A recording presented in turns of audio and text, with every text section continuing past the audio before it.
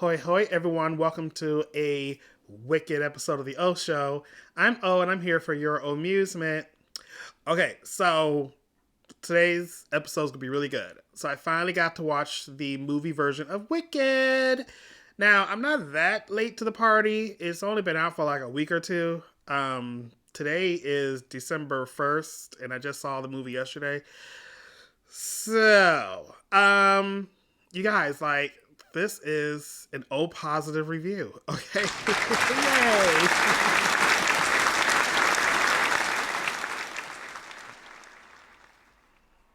Okay, so let's just get right into it because I have a lot to say. And this is a spoiler review, so I will be talking about everything. So if you ever watched the movie, maybe you want to go watch it and then come back to the video. Okay, so the movie starts off with Dorothy and her friends defeating the Wicked Witch of the West. So there's a cute little cameo. You see Dorothy and them walking down the yellow brick road on their way to the Emerald City, walking with the witch's broom. Oh my god, she melted. Glinda shows up in Munchkinland and she's like, yep, ding dong, the witch is dead, okay?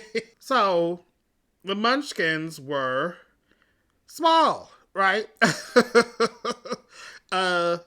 In The Wizard of Oz. But I was noticing, like, and I knew they weren't gonna have, like, small folk, like, everywhere. But I was wondering, like, if they were going to do, like, a whole, like, size proportion thing. But they just say, like, regular people. So I was like, why are the Munchkins, like, regular people? And then as the movie kept going on, there was this character named Bach, who we'll talk about later. But he's a Munchkin going to the school with the girls. Well, with Glinda and Elphaba. But I was like, are the Munchkins just redheads? They just seem to be redheads. There's redheaded white people. There's redheaded black people. They're not small. Okay, I just had to get that out there. I'm just kind of wondering, like, are they just Munchkins because they live in Munchkinland, but the name has nothing to do with their body type? Like, that's all I'm saying. They just seem to be redheads. Okay, anyway. One of them asked Glinda, like, weren't you friends with this chick? And she's like, yep, back in the Disney.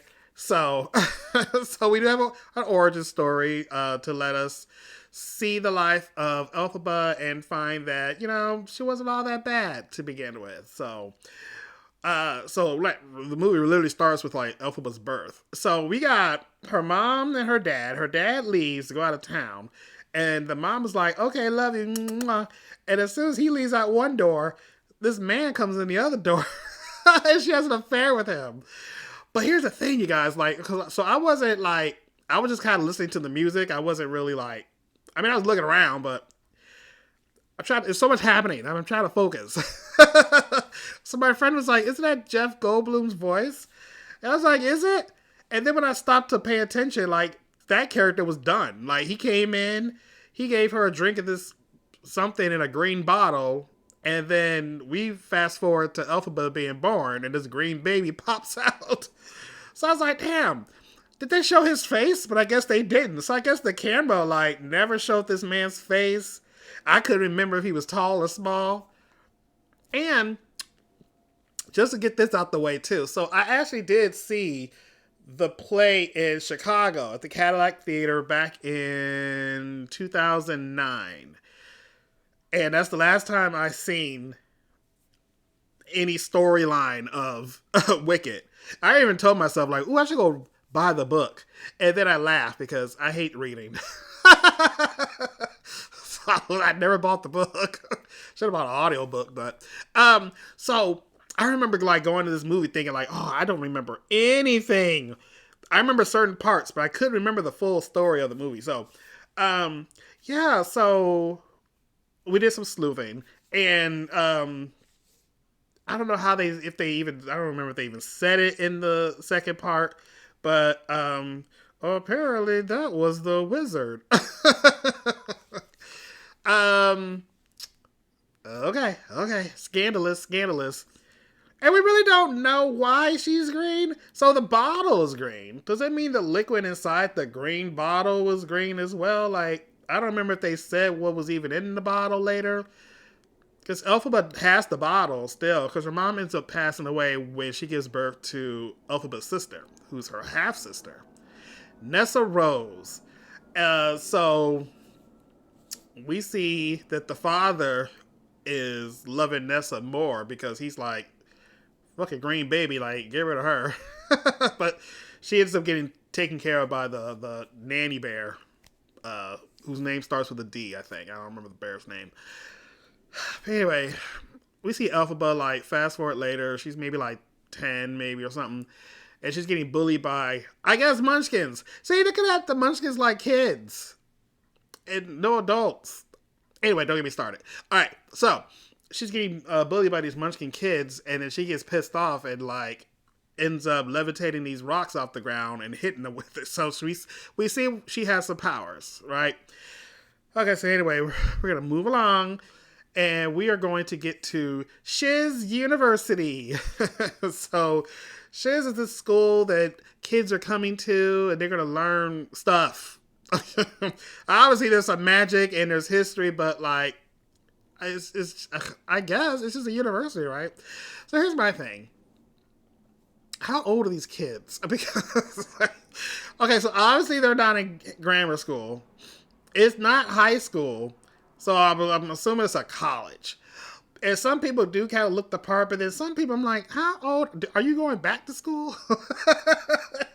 Some of these people just look older than old. So, okay. Anyway, so this is where we meet Glinda. Okay, Pink. So we see that Glinda is this rich, spoiled, bratty girl.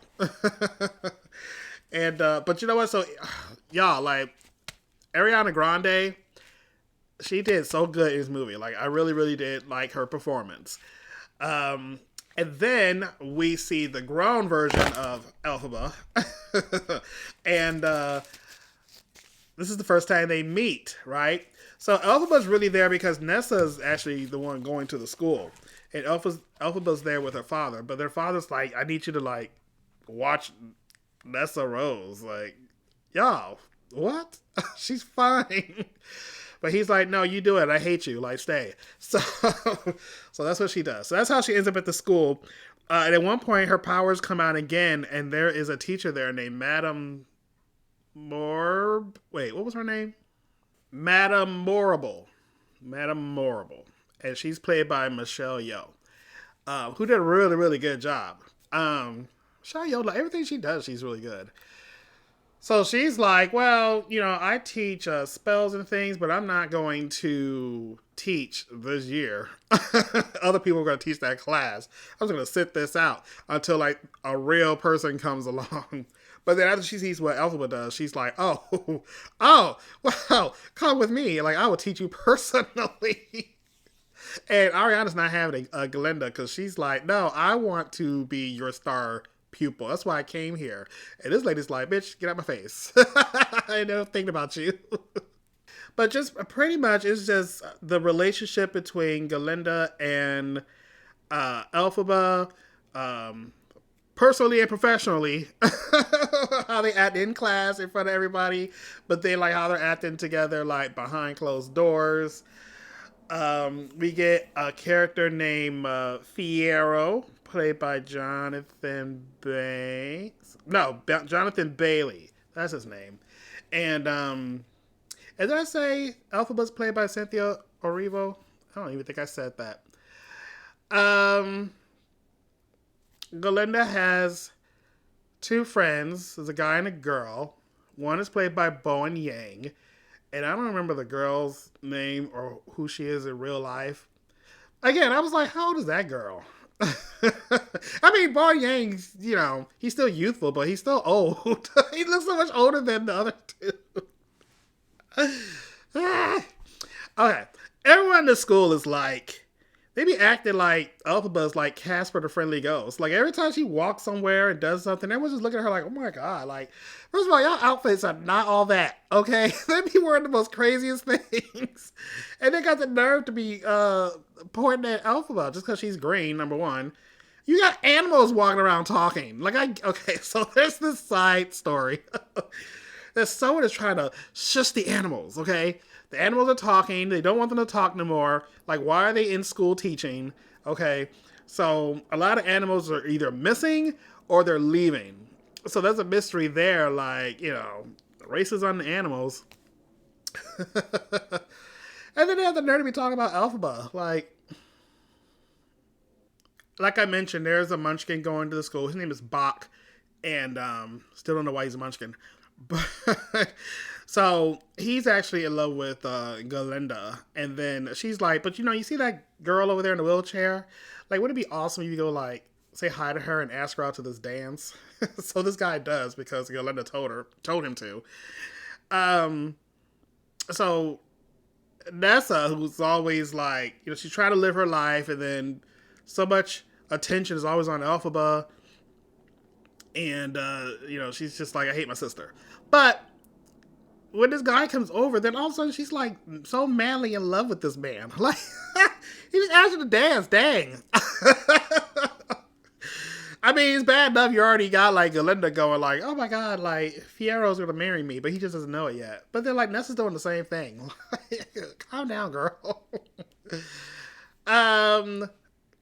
And since Glinda and Elphaba weren't really kind of getting along, they started kind of doing it, and then she looked at what like Glinda did to get this guy to come over to her sister. So she's like, well, maybe I'll kind of like do a favor for her. Like, I don't want to, but I will. And it goes to Morrible. Is that her name? Yes, Morrible. I don't know why Morrible just sounds weird when I say it.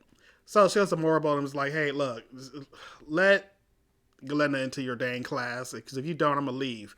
But this lady is like, oh my god, don't leave.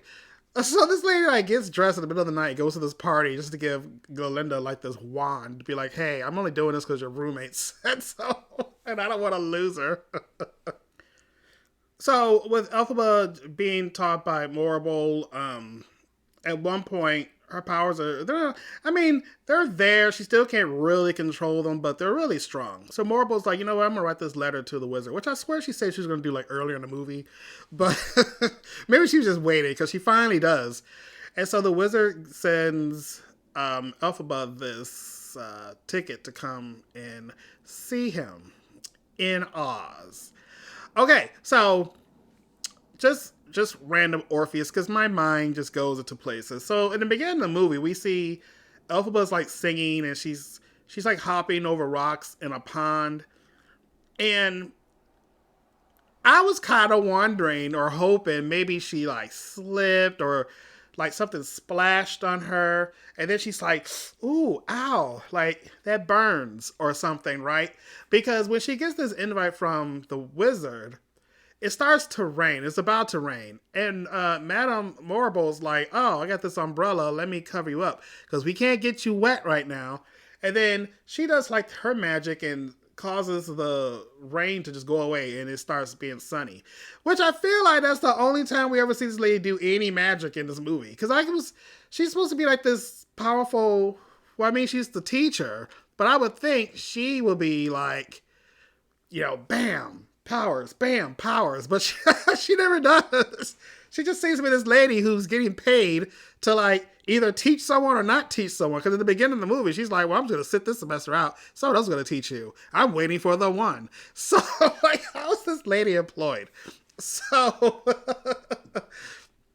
and so she was like, okay, we can't get you wet. So there's our little like nod to the Wicked Witch of the West not getting wet, because we know that she's going to die when Dorothy throws the water on her like later on down in life. But then, of course, it's me, and I got to think like, well, do they not take showers and baths at this class? Is there not like a locker room? Is there not like a communal like bathroom?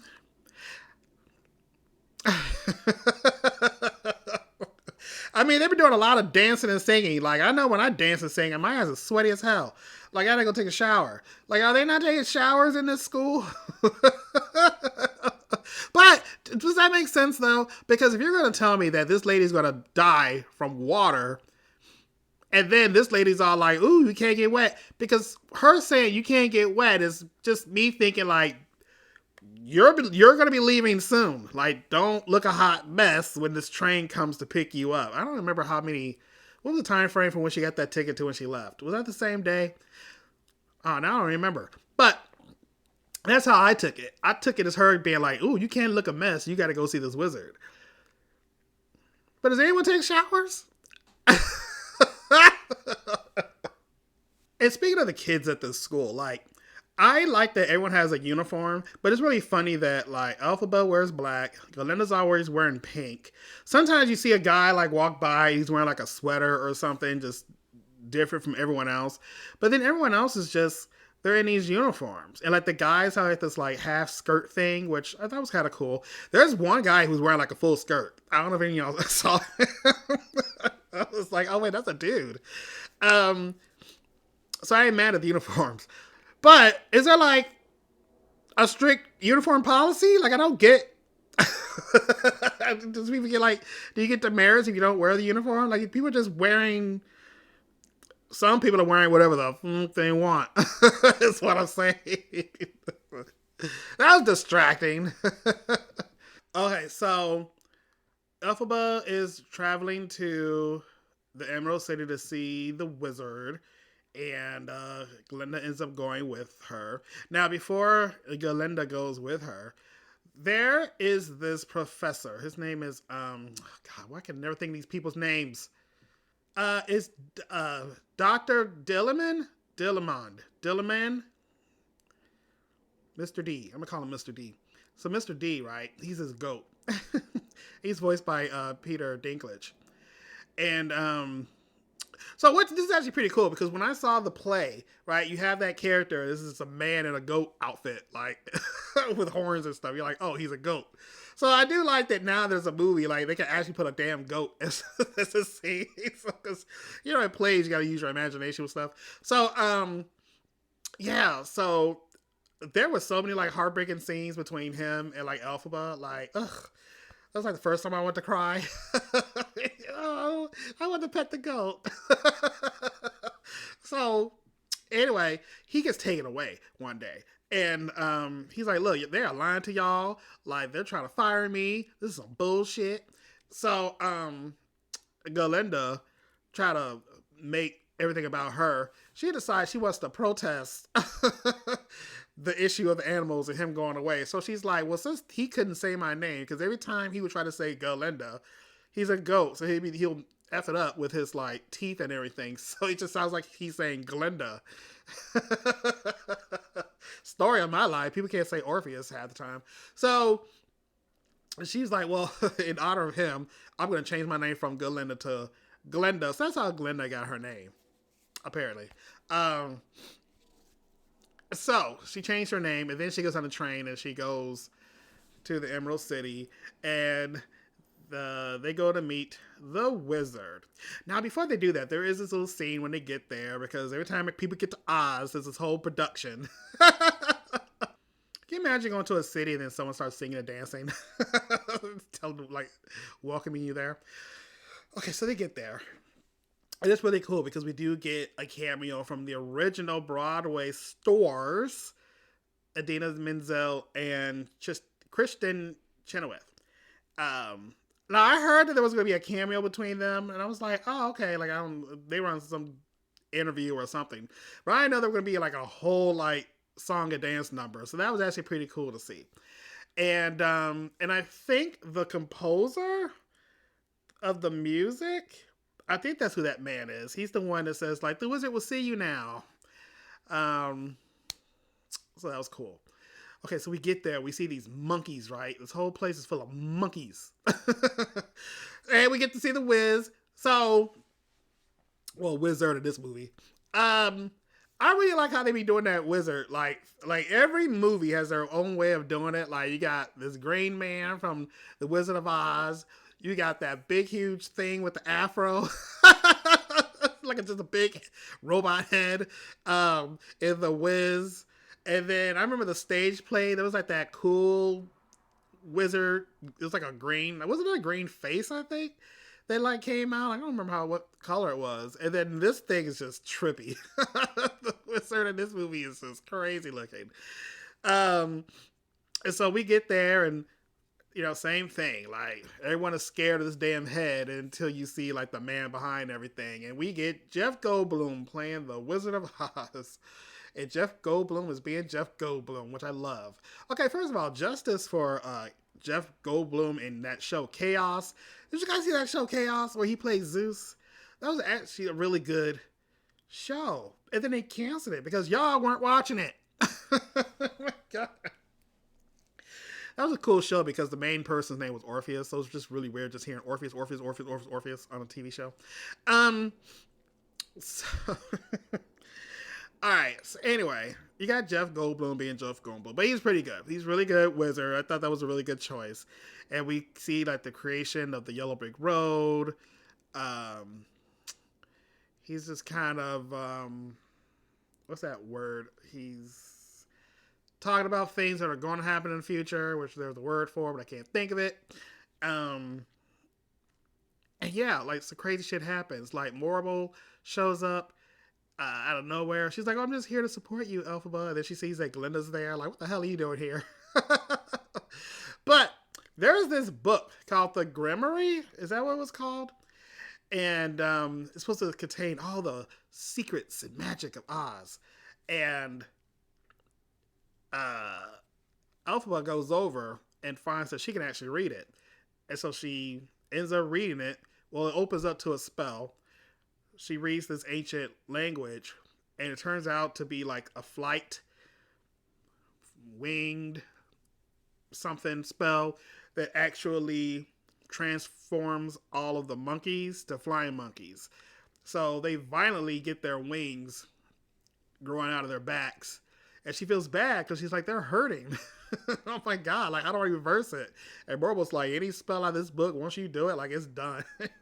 Oh my god. And she's like, well, screw that. I don't want nothing to do with this. But then we find out, and just like every other movie, that wizard ain't got no powers. And so she's like, well, hold on. You can't even read from this book. Like, what the hell? And we find out it's just the wizard and Morble have been working together, just waiting for that one person that will be able to do what she just did to help the wizard complete his secret mission of doing away with all the animals and every other thing he probably has up his sleeve. But the main thing is like he's the one behind the animals getting out of Oz and trapping them and things like that. So she's like, "Oh hell no!" So so everyone just completely turns on her. Morble tells everyone we have a wicked witch enemy and like kill her ass, like get her. So yeah, you guys, they try to her and Glinda try to make an escape, and we get to the final number of Defying Gravity, and she reads from the book one more time, and she's like, "Well, wait, hold on, I don't see any wings on me," but it ends up affecting this broomstick she used to keep the door closed. So she can fly now with the aid of her broomstick.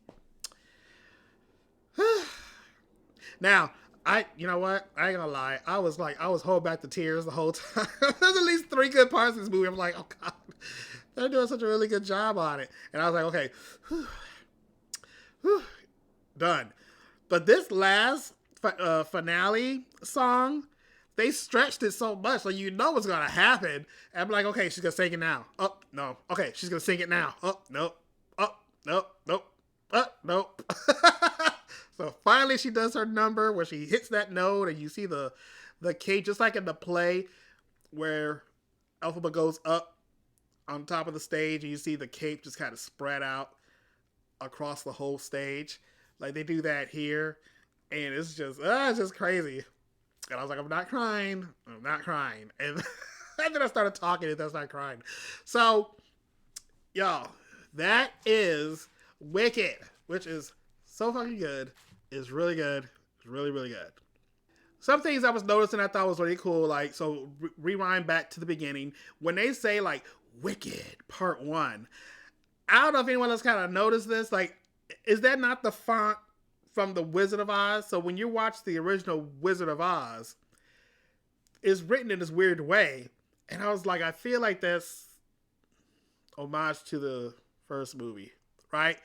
Because you see the Wicked now that's in the black lettering and it's shadowed with pink on one side, shadowed with green on the other side. Like it's really cool. But when you watch the movie, there's like this whole other thing that's happening. So, um, yeah, I did notice that. That was pretty cool.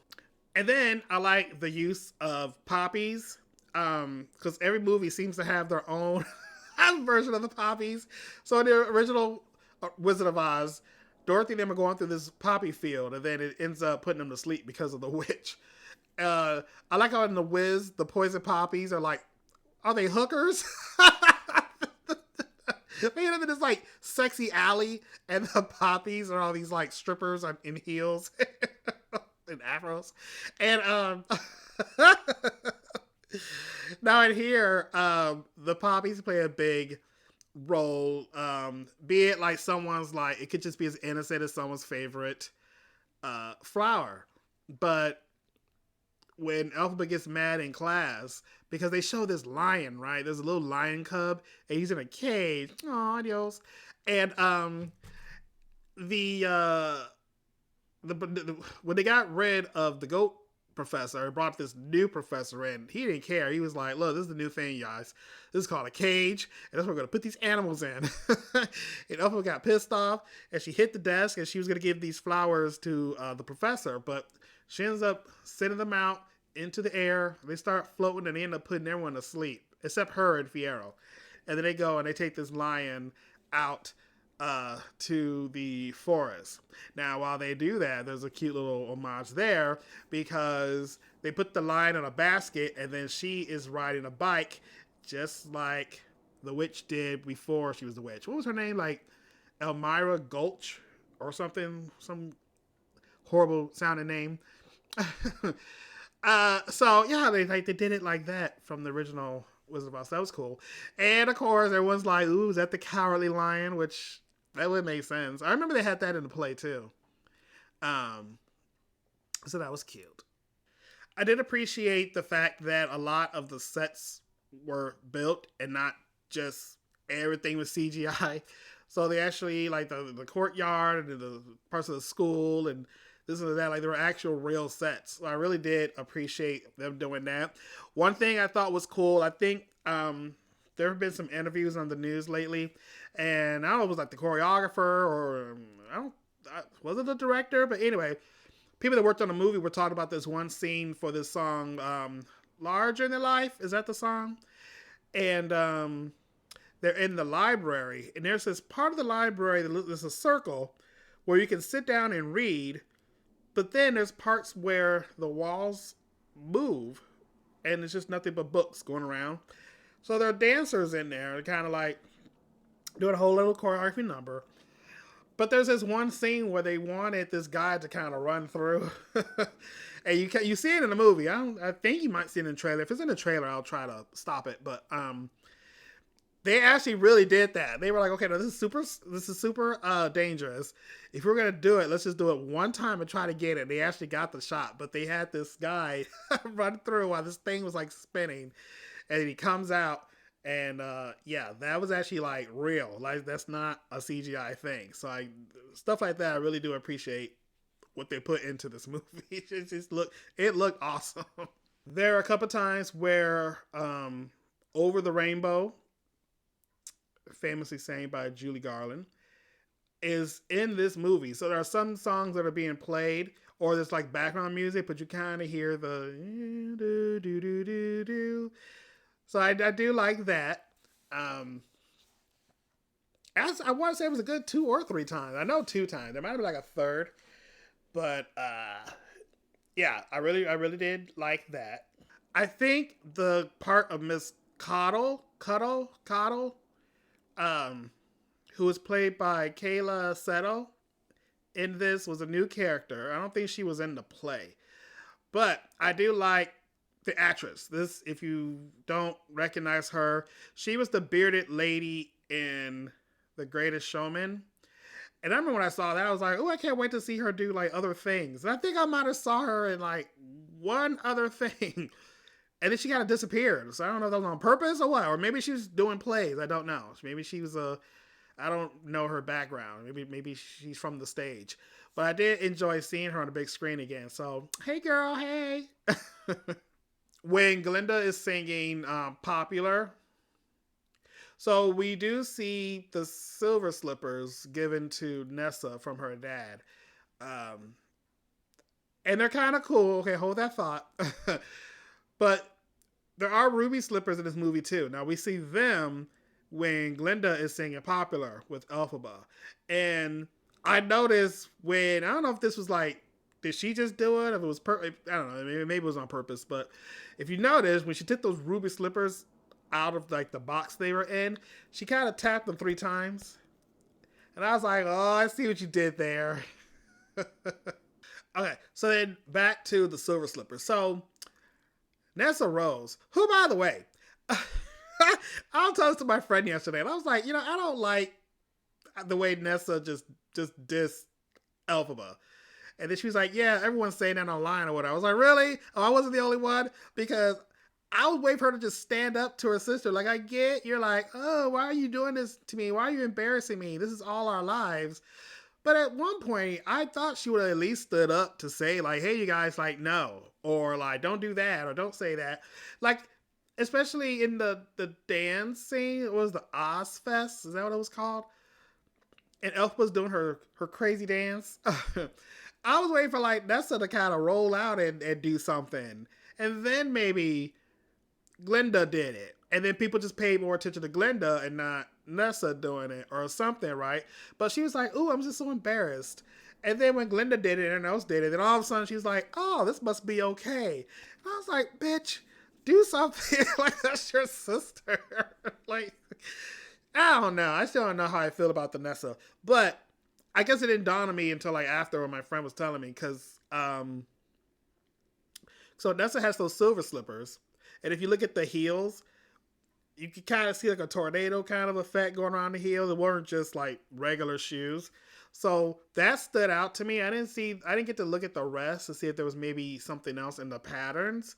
But then it kind of does make sense because the Wicked Witch's sister is the Wicked Witch of the East. See, and I don't remember anything from the second act of this play. I remember stuff from the beginning and the whole finale, and then it was the intermission. But I don't remember nothing after the intermission. I don't remember how this thing ends or nothing. So, does Nessa have a bigger part? I hope so.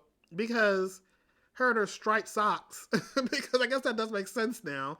That she would be the one with the silver slippers, since those are the original slippers from the original books. And then the house drops on her. And then that's when the whole like thing with Dorothy happens. So, okay. Let me know in the comments. She does become the Wicked Witch of the East, right? So I guess my real question, really, I guess I do have a question. Because in the original play, Glinda wears a blue dress, but I don't remember what that blue dress was for. Was that through the whole? Okay, no, she has multiple costumes, right? Doesn't she have like also a like yellow dress? But in this movie, she's just pink. It's pink on pink on pink. So I couldn't remember if pink came later. See, again, I don't remember nothing from the second half, but I do remember her being in a like a ballroom dress, but it was blue.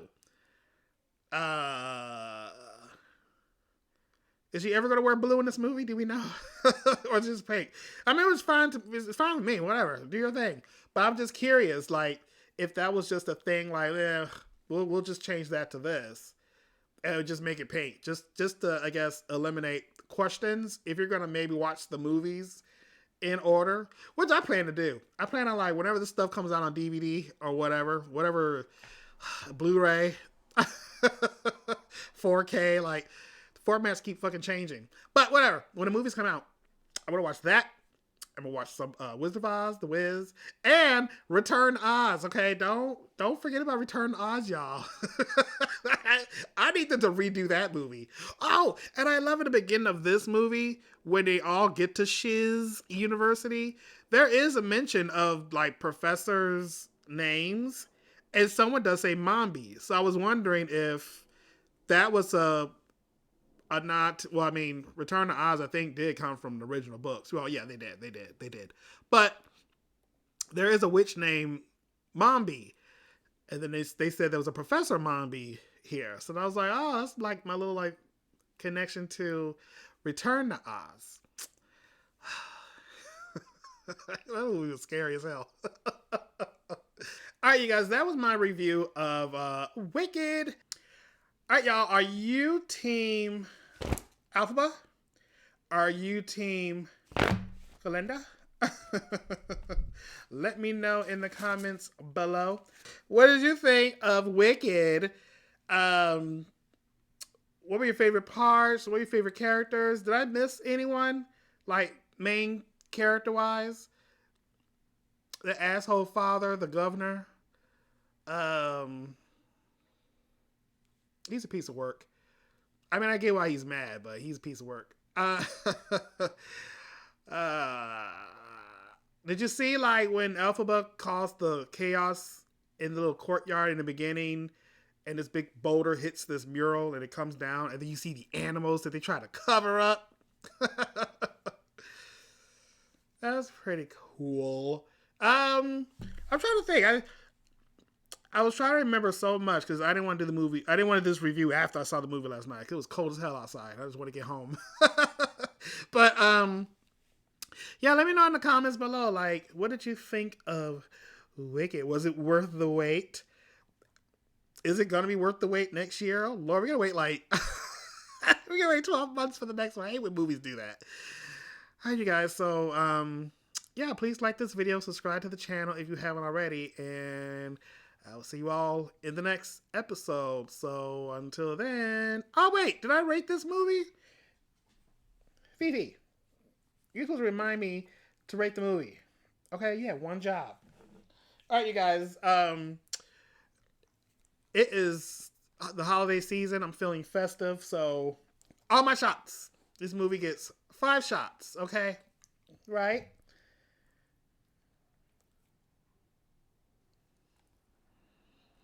Yawning on film. Okay, so for real though, I will talk to you all later in the next episode. So until then, TTFN.